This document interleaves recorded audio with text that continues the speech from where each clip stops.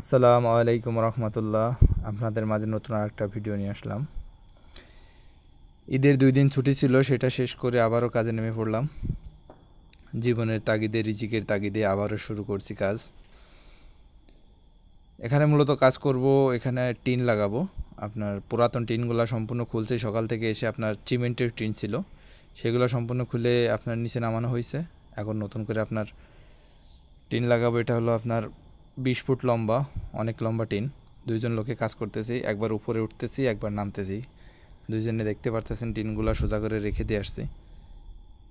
5 কান টিন একবারে রেখে দিয়ে আসছি। এই 5 কান লাগানোর পরে আবার যায় নিচ থেকে 2জনে উঠাবো, উঠানোর পর আবার লাগাবো।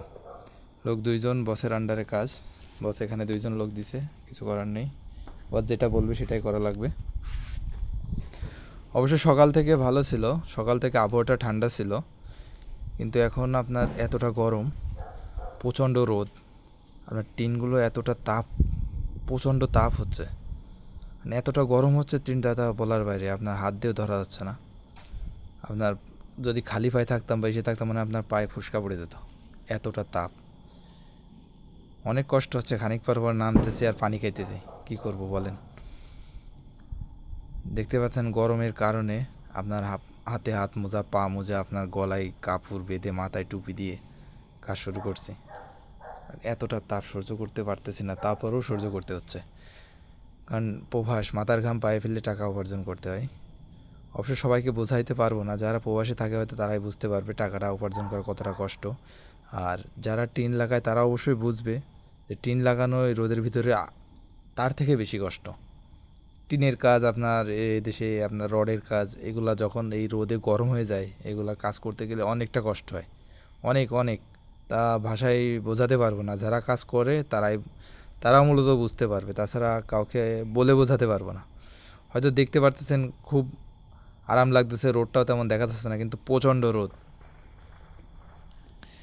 তাই 2জনে তাড়াতাড়ি করতেছে, এটা লাগাবো, কারণ এতটা তাপ পড়তেছে। হয়তো বা বৃষ্টিও আসতে পারে। মালয়েশিয়া বৃষ্টির কোনো আপনার ভ্যালু বা টাইম নাই, কোনো দেশেই নাই, কিন্তু অন্য দেশ থেকে মালয়েশিয়া আপনার বৃষ্টি বেশিই হয়, কারণ সম্পূর্ণ টিন খুলে ফেলাইছে। কারণ যদি এখন এটা তাড়াতাড়ি না লাগে, যদি বৃষ্টি আসে, ভিতরে এদের অনেক মাল সামান আছে, এগুলো সব ভিজে যেতে পারে, পরবর্তীতে বকাঝকা করতে পারে।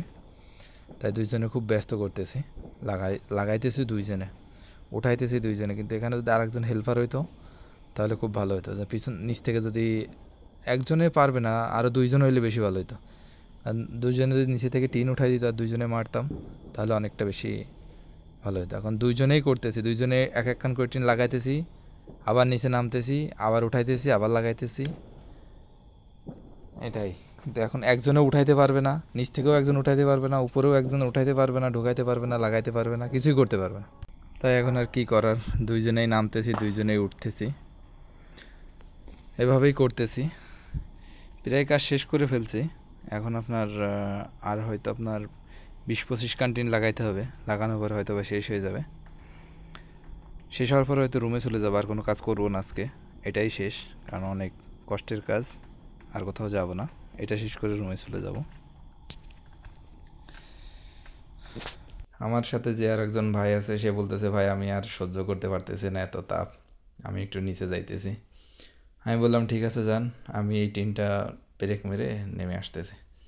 তারপরে 2জন খানিকটা রেস্ট করে তারপরে আবার এসে কাজ করব। তাই বলে সে চলে গেল। আমি অলরেডি কাজ করতেছি, আর অল্প একটু আছে, কয়েকটা ব্রেক মারার পর আমিও নেমে যাব। আসলেই প্রচণ্ড তাপ, কাজ করাটা অনেক কষ্ট হয়ে যাচ্ছে। তাই নিচে নেমে খানিকটা রেস্ট করে পানি খেয়ে আবার উপরে উঠে আসবো। আসে বাদ বাকি যে কাজটুক আছে এগুলো করে শেষ করব। যাক, সবাই আমাদের জন্য দোয়া করবেন, যাতে সুস্থ শরীরে কাজ করতে পারি।